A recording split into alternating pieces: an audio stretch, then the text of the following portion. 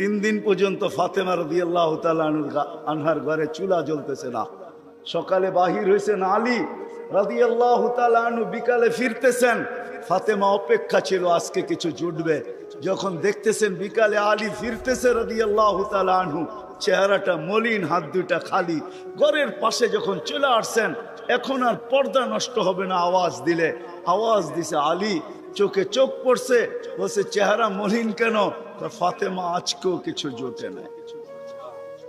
তো ভিতর থেকে আওয়াজ আসতেছে, আলী ওয়াজাদনা শাকারনা লাম নাজি সাবারনা, পাবো তো শুকরিয়া আদায় করব, না পাবো তো সবর করব।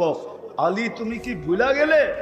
শুকুর আর সবর যে করে তার সাথে আল্লাহ, যাদের সাথে আল্লাহ থাকে তাদের চেহারা মলিন হওয়া শোভা পায় না। আলী তোমার চেহারা মলিন কেন? হাসবে তো দরজা খুলবো, নাইলে খুলবো না।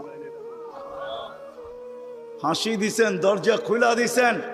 বাকিটা আলী রাদিয়াল্লাহু তাআলা আনহু বলতেছেন, ফাতেমা সাররাত ওয়া তাবাসসামাত, ফাতেমা তখনও মুস্কি মুস্কি হাসতে ছিল আর খুশিতে নাচতে ছিল।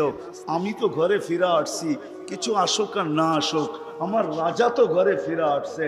বলে আমি আর নিজেকে ধরে রাখতে পারি না, কাঁধে হাত রেখা বললাম, রাহিমাল্লাহু ইমরাআতান, তোর মতো মেয়েদের উপরে আল্লাহ কিয়ামতের সকাল পর্যন্ত রহমতের বৃষ্টি বর্ষণ করবে।